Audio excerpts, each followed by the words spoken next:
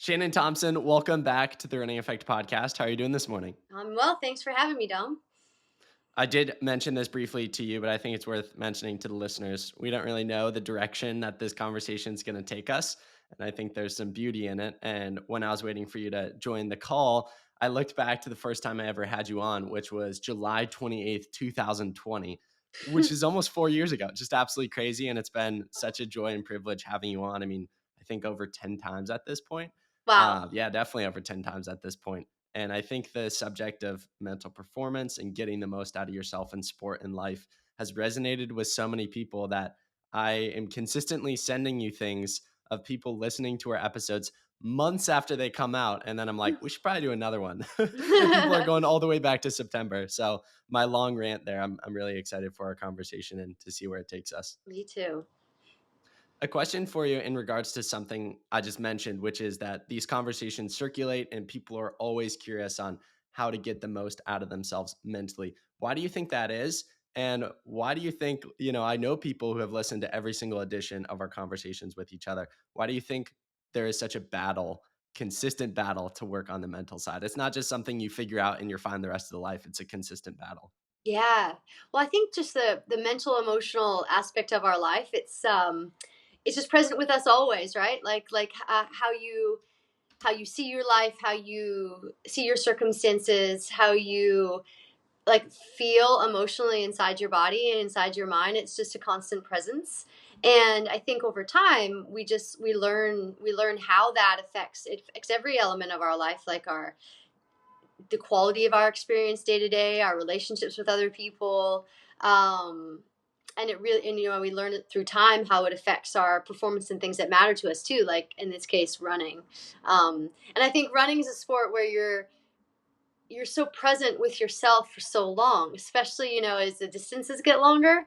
So just the role and the reality of having to have a relationship with what's going on inside yourself becomes more and more obvious as time goes on for every human being. So my guess is that's a large reason why.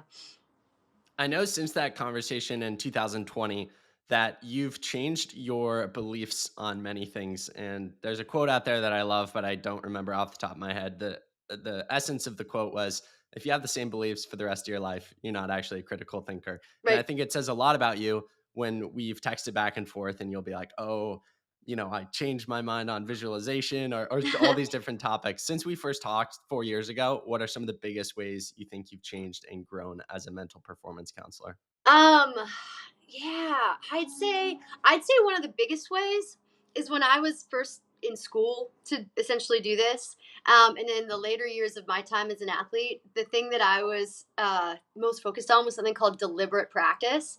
And deliberate practice is like very specific practice on particular skills in order to grow your ability to do that skill. And the key thing with deliberate practice is it's uncomfortable.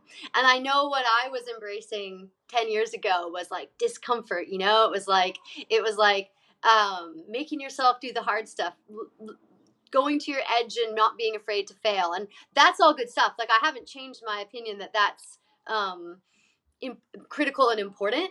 But how I would say I've evolved over the years is, like, that kind of used to be my whole focus. And now I would say I've expanded much more into more kindness, gentleness, patience, acceptance, creating space for things. So I've evolved in a more, a more patient, spacious, into a more spacious and accepting approach to to progress.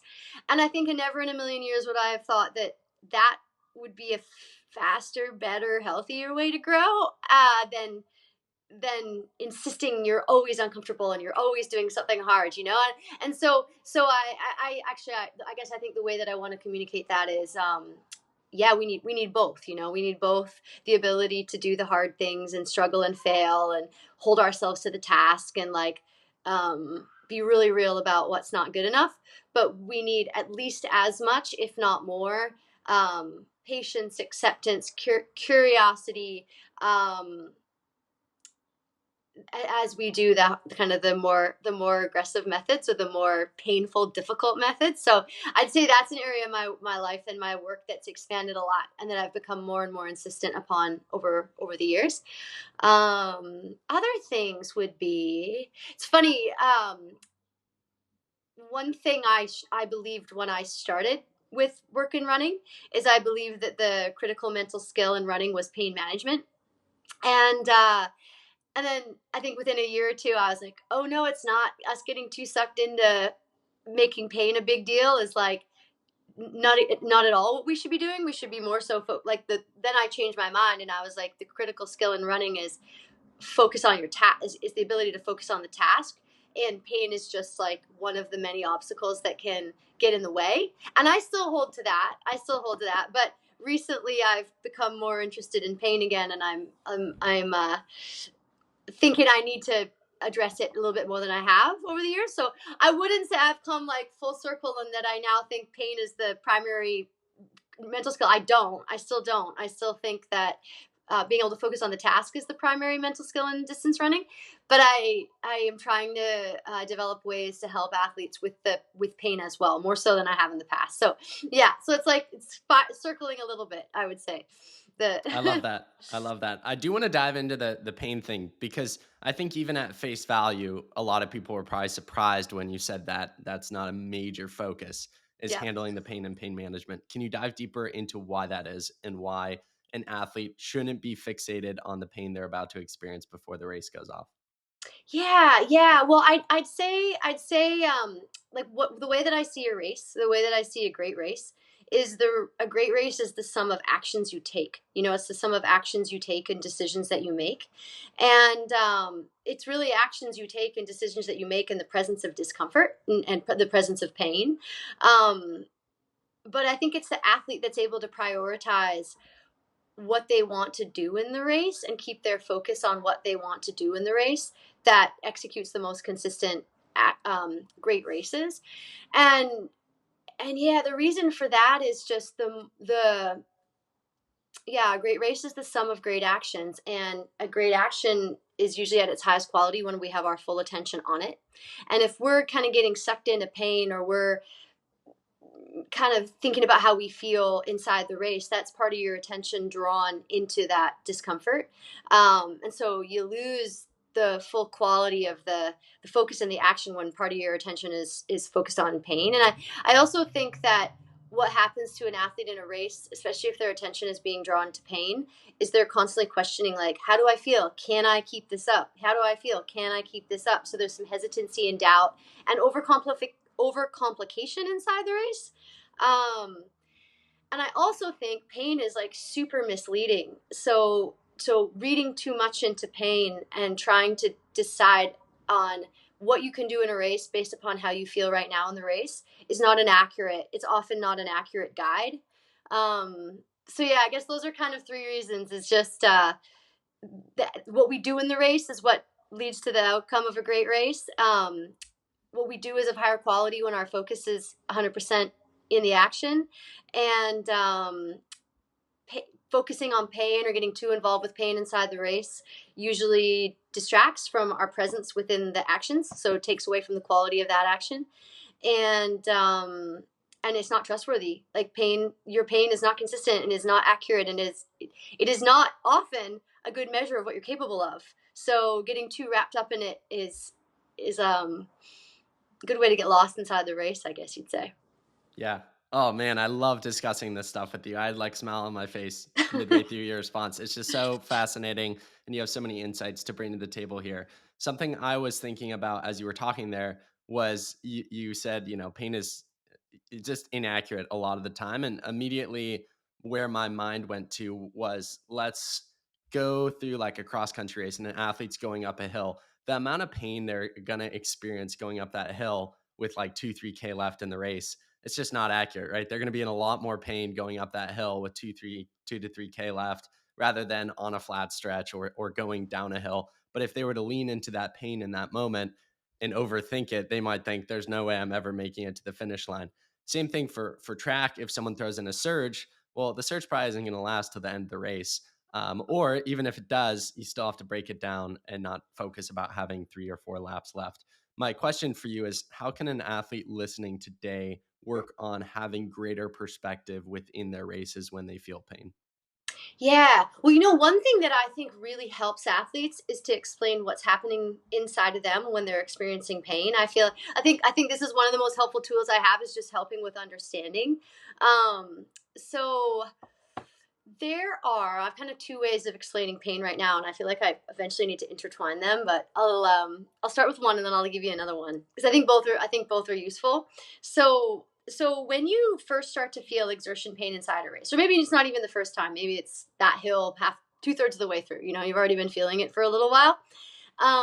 Basically, what your brain is noticing is that your body is tipping to a small degree out of homeostasis. So homeostasis is like kind of a healthy, sustainable balance for your body. That's you getting enough oxygen for how your body's functioning. That's you not that's When you're in homeostasis, you're not breaking down muscle fibers, you're not producing lactate around your muscles, you're not consuming glycogen at an unsustainable rate, and all of these things you're doing when you're running, you're breaking down muscle fibers at that moment of highest exertion, you're producing lactate, you're consuming glycogen at a higher rate than is sustainable, you're not getting enough oxygen for an indefinite period of time, and so your brain notices that inside the race, and it raises the alarm bells. Basically says, hey, hey, hey, like we're not okay like this forever, and it also will narrow your focus to the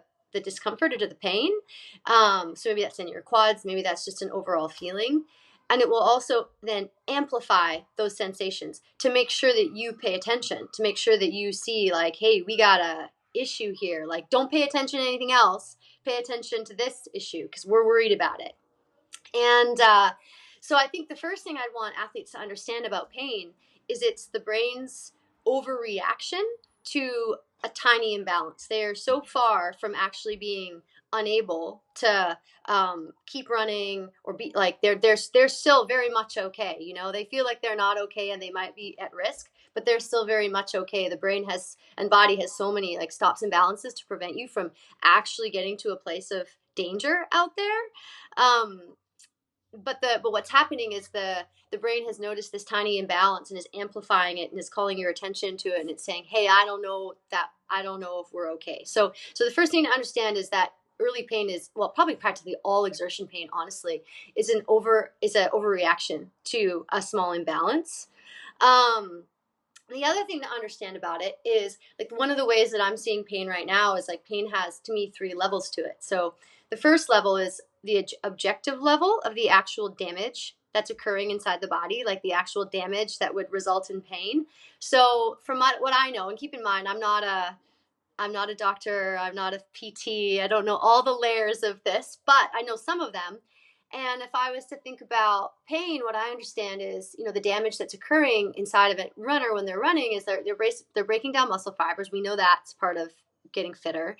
They have lactate around their muscles. My understanding is lactate is a combination of, like, the substance of lactate and also the presence of a hydrogen ion. And the hydrogen ion is actually the thing that creates the pain. It's the presence of the hydrogen ion. So you're feeling muscle fiber breakdown and the presence of a hydrogen ion, which to me is like fairly minor, right? Really, like, you just got a little bit of muscle fiber breakdown and the presence of a hydrogen ion on this, like, and this also, like, kind of unfamiliar substance. Like, well, it's not that unfamiliar to a distance athlete, but generally the body doesn't like it.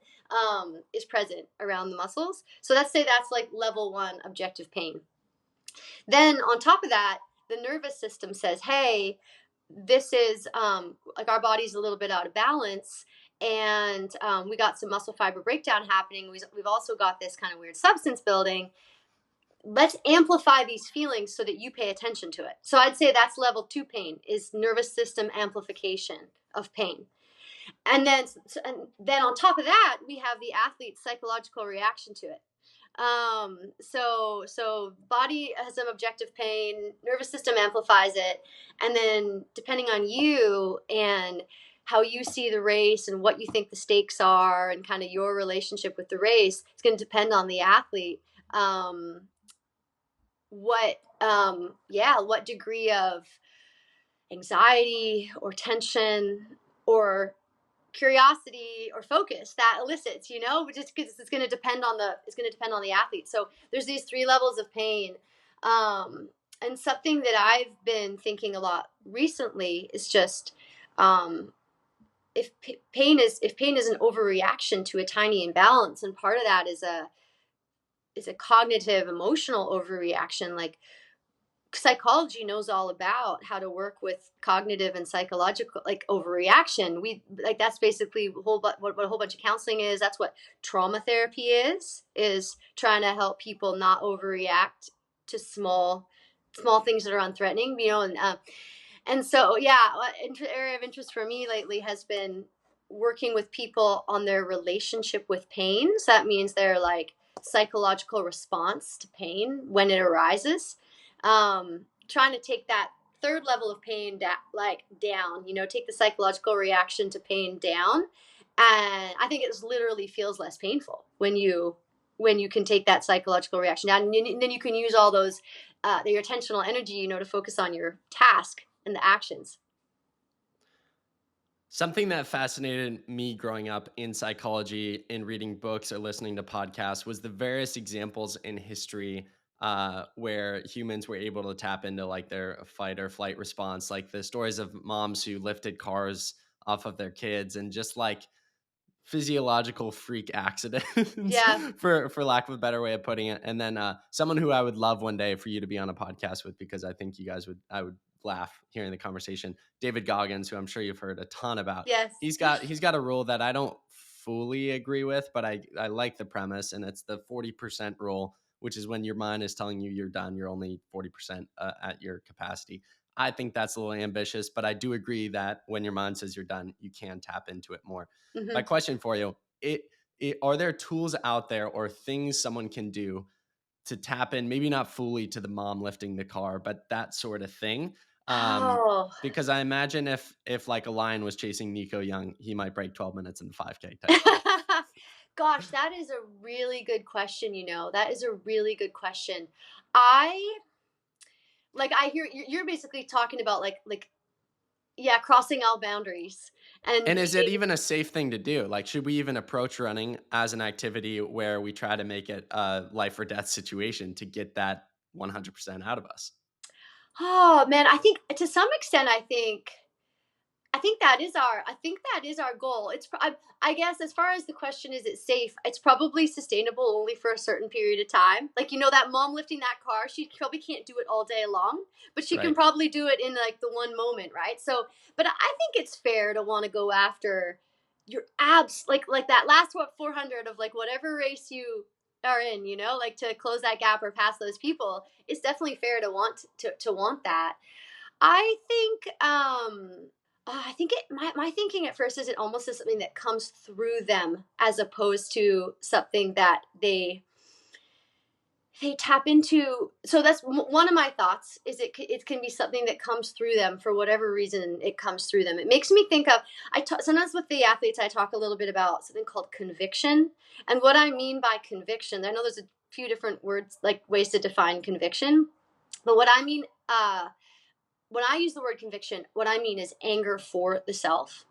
And what I mean by anger for the self is just like, sometimes you're just like, I am fed up with this way that I've been acting for a while, or I'm fed up with this way of seeing things that's impacting my life, or I'm fed up with overthinking the end of my race every single time, and ending up in the, fourth or fifth or something, because I know I didn't make that move when I should have, for example. And I think conviction is just this, like, life force that comes through someone, that is, and when you get a little bit fed up with this, when you get fed up with the self. And I don't know that I've ever been able to give an athlete conviction. I think it kind of needs to come, it needs to come through them. But that's the example in like in my work that I makes me think of what you're describing. But one thing that is, I think, workable is, I think, like, let's see, like, that, it's what you're asking about, is that, like, absolute everything that someone can give? Like, how can we get closer to that absolute everything that someone can give?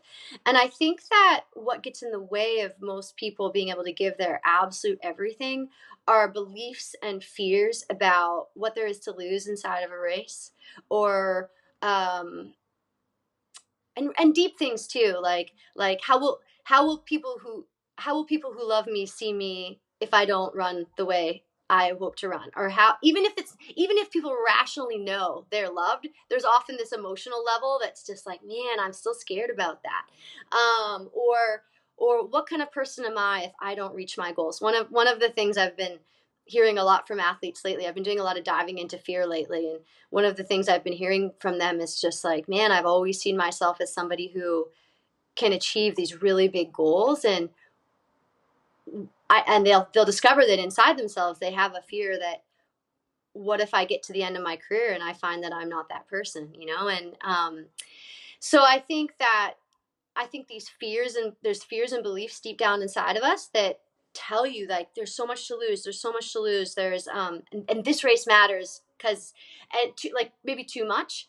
And I think the more that we can dive into those fears and understand them, and sometimes even like engage with them and relate to them a little bit, I think when we understand them and we engage with them and relate to them, and I think they get a little bit quieter. I think they get a little bit less reactive inside the race, and so you'll be more free to access your full capabilities because your fears about what you have to lose or what this race means will be lower.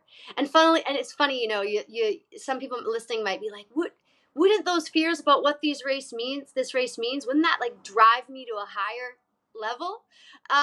But almost, it's so rare that that's the case. I don't know what percentage of athletes that, I think it does work for some athletes. Fear does work for some athletes, but it's I would say for sure the minority. Like fears about what the race means, and do I have a lot to lose here? I think it's the minority. And for most athletes, I think fear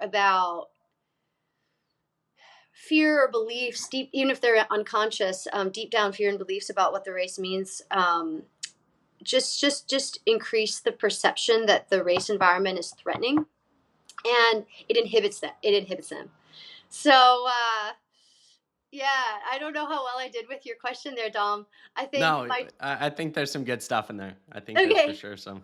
It's Okay. something you can chew on too for the next time we talk. But at least what you said was fascinating to me.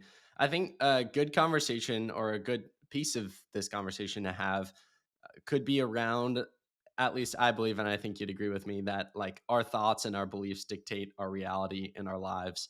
And when we're talking about the race itself or athletes' races, and we're talking about thinking positively and working through negative thoughts, it's very hard to choose that mindset in a 3 to 15 minute race if the rest of your life outside of your running is all negative. One of my Mhm. most interesting studies I've ever come across from the Cleveland Clinic is that 80% of our thoughts on average are negative.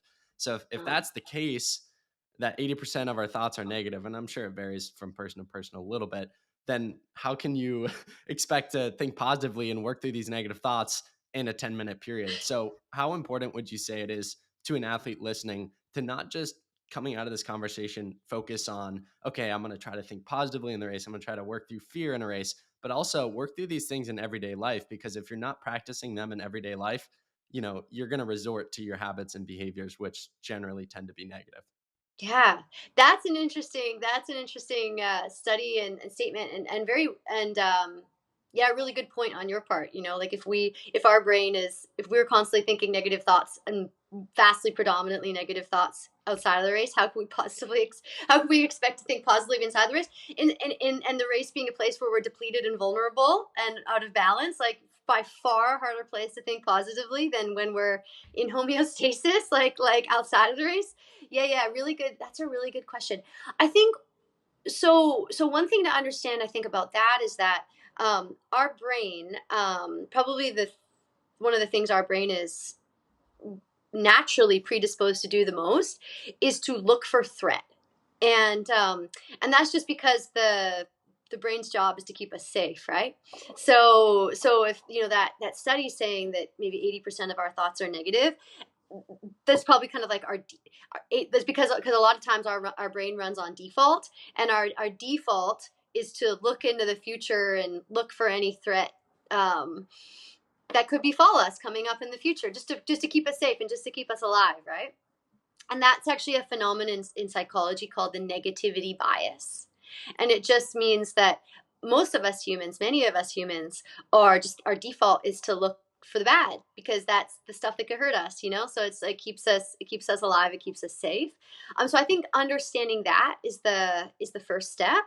And then the next thing to understand is the more depleted, the more in pain, the more threatened we feel, the more that negativity bias is going to show up. And of course, in the middle of a race, that's what a race is, right? You get progressively more depleted and stressed to a degree, like your body gets stressed, and it matters to you. So I think a person's likelihood to experience a negativity bias is even higher inside of a race, because you do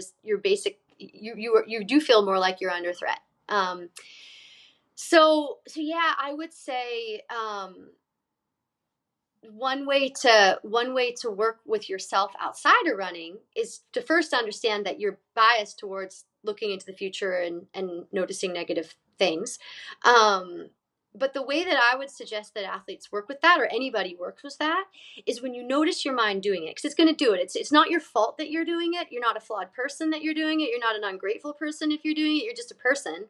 And if you notice your mind doing it, you're like, oh, look, my brain just like predicted the worst about this class that I'm going to go to, or my brain just predicted the worst about what my coach thinks about me, or what this workout's going to be like, or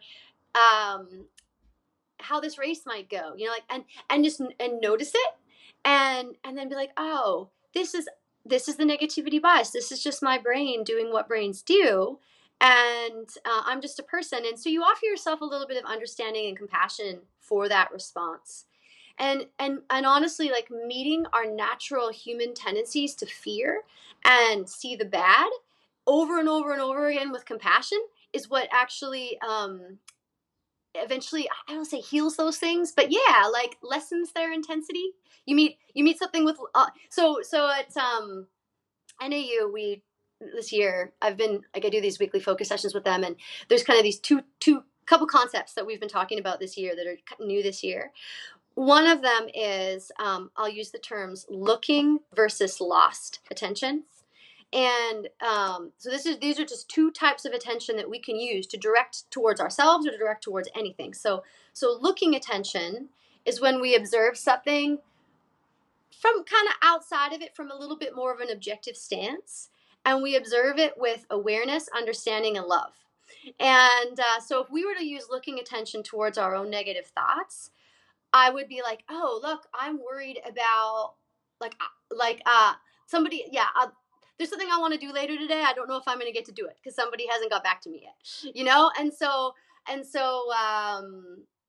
there's this part of me that's like, it's not going to happen. They're not going to get back to me. I'm not going to, and if I was to observe that reaction with looking attention, I'd be like, oh, that's my brain. That's not me. That's my negativity bias looking into the future and detecting threat and making a presumption. And I would be like, oh, I'd offer that understanding by saying like that's just what a human brain does. I understand. I understand that's what my human brain does. I'm noticing it doing it. I'm aware. And even though it's doing something that it's right now, it's making a negative presumption, and it's kind of hurting me now. It's trying to protect me. Like, it's trying to protect me. So I offer it a little bit of love, a little bit of gratitude. So, yeah. So for somebody in a race, it would be like, maybe they're looking ahead to a race and they're just like, I just know this is going to go badly. Like, I can just feel that this is going to go badly.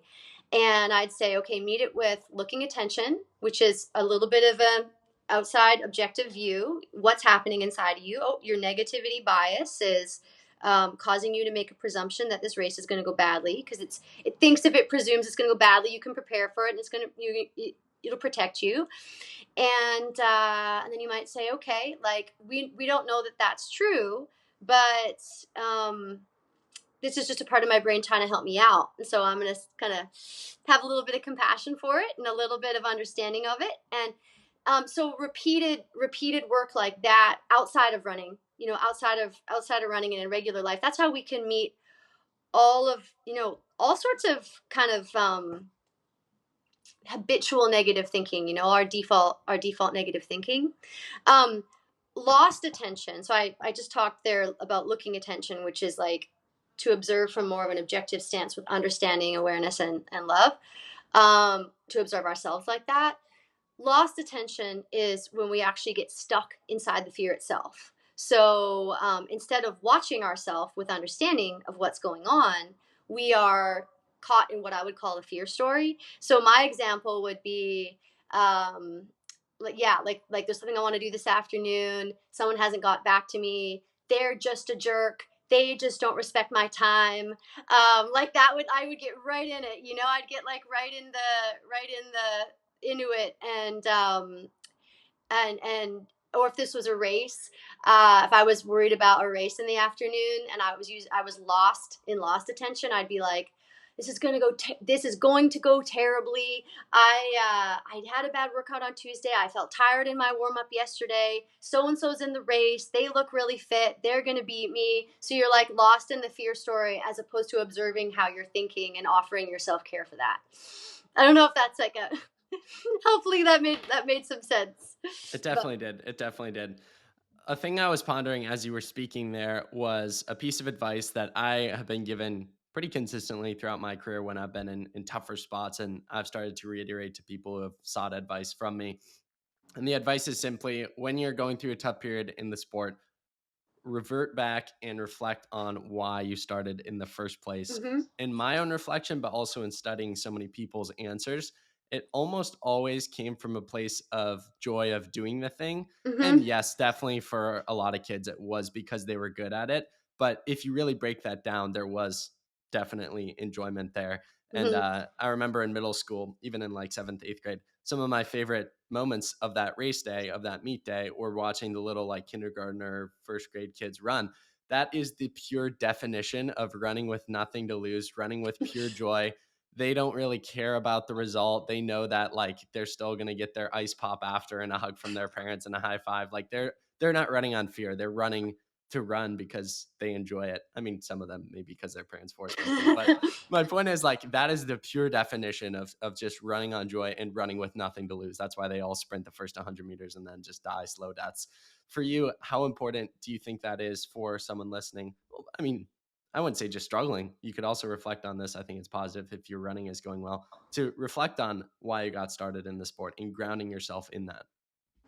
Yeah, I think yeah, I like that you said grounding yourself in that. I think as athletes progress in their sport, and especially if they become successful, like very successful, it gets harder and harder to connect with like just the fun of it, right? Because there starts to be so many more layers.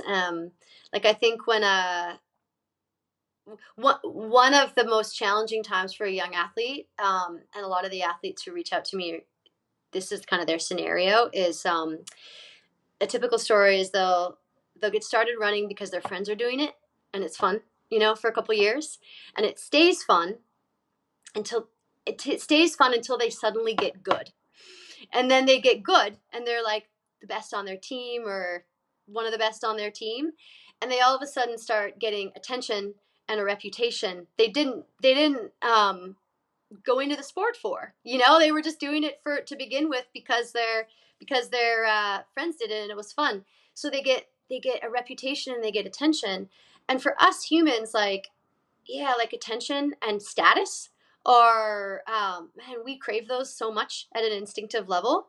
So when you get them, then you get really scared about losing them. So one of the like a really typical like athlete that I'll get to talk to is someone who, let's say they were a decent runner in middle school. They went into freshman year in high school, and then spring track they all of a sudden like had a big breakthrough season, and they were maybe became the best athlete on their team or really one of the top as a freshman. Then what happens is in sophomore year, all of a sudden there's this fear and this stress about um, now I have to equal what I did the year before or exceed it. And that just continues up the levels too. Like that's just one example, you know. You'll have someone who, like, I even have a professional who I work with who had like a pretty absurdly successful first year as a professional, and now this year for the first time is experiencing a lot of stress and distress around racing because he feels like he has to meet that or exceed it. um so yeah, to go back to your question, like how important is it to reflect on why you started? I think that I think it is important. I like that you use the word grounding yourself in it, because oftentimes a simple reflection isn't enough. It's kind of like we just like we go back and we're like, why did I start? Because it was fun. Then we'll go, why can't I still run like that? And that's about all we'll do, you know. And then we'll go back. You know, you'll go back to where exactly where you're at. And when you said ground yourself in it, I honestly think as an athlete progresses up the levels, it gets harder and harder to just connect with the fun and connect with the nothing to lose, because there becomes so much more what feels like evidence on the outside that there's plenty to lose. You know, you've got reputation, you've got a public image, you've got a contract, you've got standards that need to be hit to achieve lifelong dreams. You know, like it's like the evidence on the outside becomes much more communicates to you there is something to lose. So I think it can take active work to stay connected to the fun, like active work. And how that would look like, I do think mindfulness meditation is a really good practice, because it helps you to notice your thoughts and notice your emotions, and helps you practice like it helps you remember, if you choose to remember why you got into the sport, and then notice the thoughts and beliefs that are in opposition to that are coming in, and to let them go. So mindfulness practice can help with that. Something that I do, and I think I've probably talked to on the podcast before about, is I'll ask athletes, who do you want to be and how do you want to see? And yeah, like consciously embodying certain qualities that you value. Really working hard on perspective again, by noticing, by choosing how you want to see the sport, choosing how you want to see yourself, and then being able to notice and let go of beliefs and fears that tell you otherwise. I think it becomes active intentional work as you get further into your career to actually stay genuinely in touch with that fun, nothing to lose person.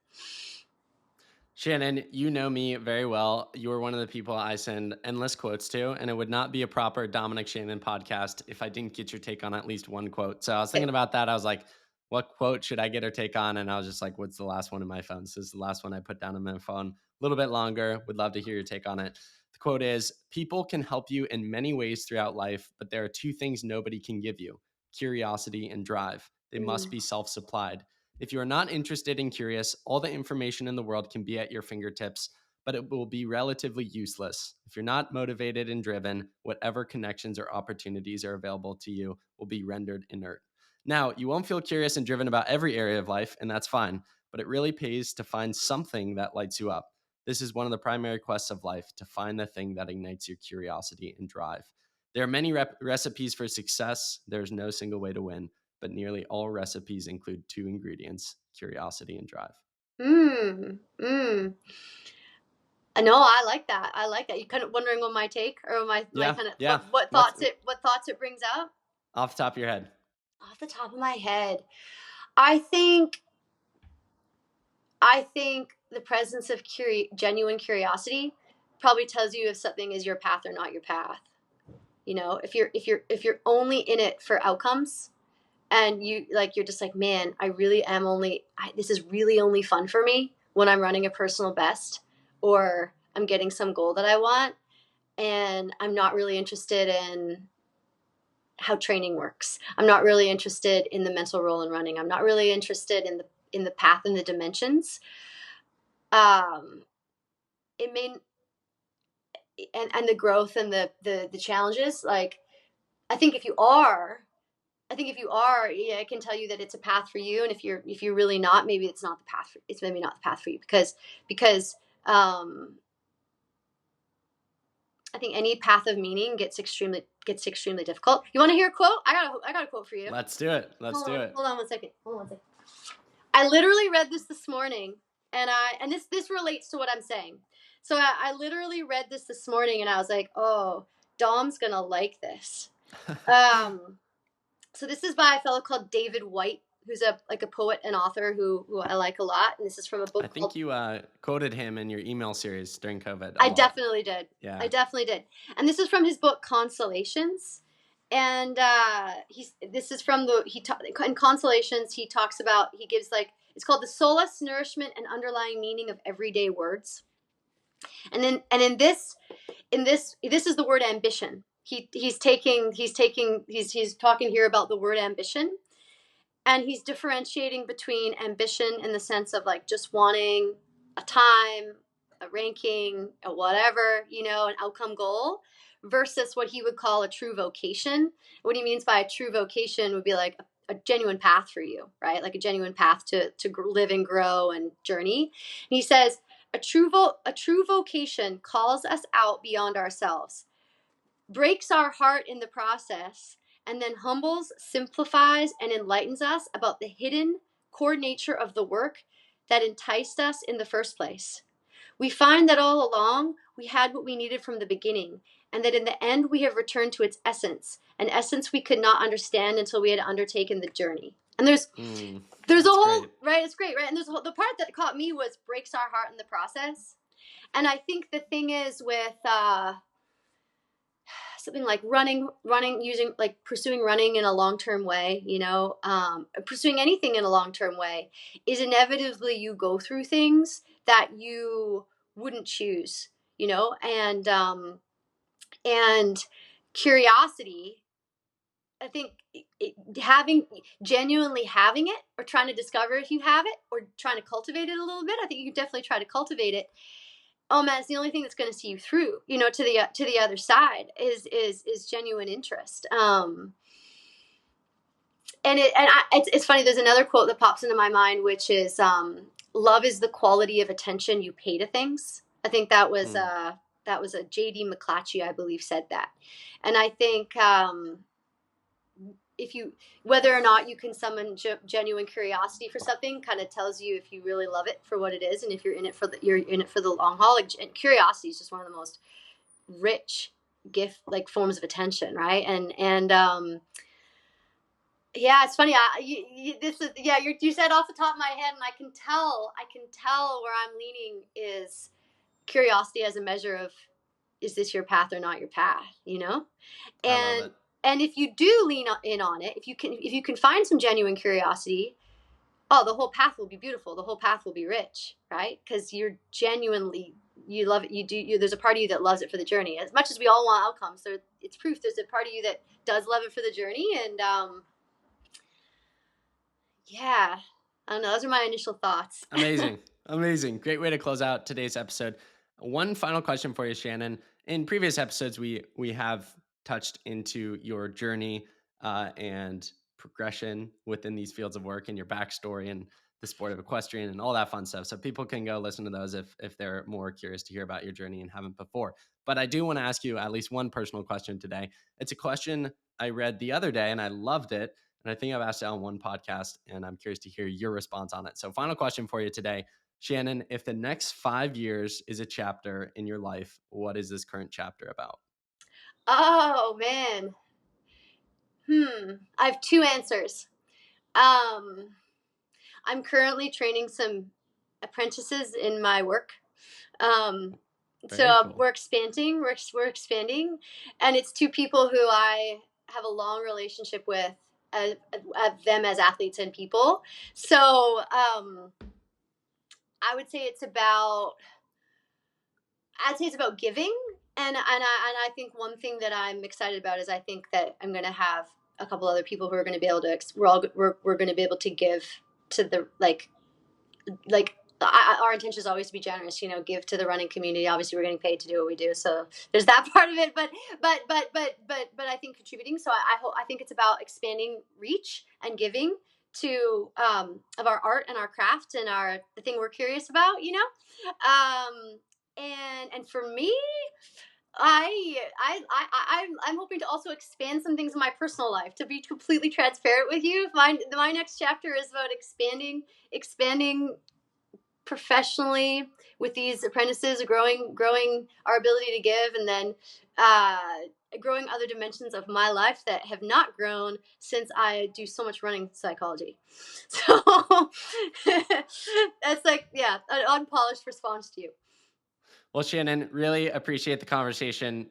I seriously mean this, and we know each other well enough that you can tell I'm being honest here. Like every time I hop on a podcast with you, I do have such high expectations, and you consistently exceed them. So thank you so much for the conversation. I legitimately can't wait to listen back to this one and take notes. I would have, but then people on YouTube would have noticed that I wasn't looking at you the entire time. So really excited to listen back to this one. And personally, I know I'm going to grow a lot from it, and I'm sure our audience will do the same. And I'm looking forward to seeing the Instagram DMs 4 months from now saying, this episode's still circulating. So thank you so much, Shannon. Your gift to the world is truly beautiful and truly, helped the Running Effect community. And it's so special looking back that you were the second ever guest and are still contributing in such a massive way. So thank you for the conversation. Keep crushing it, and excited for the next one.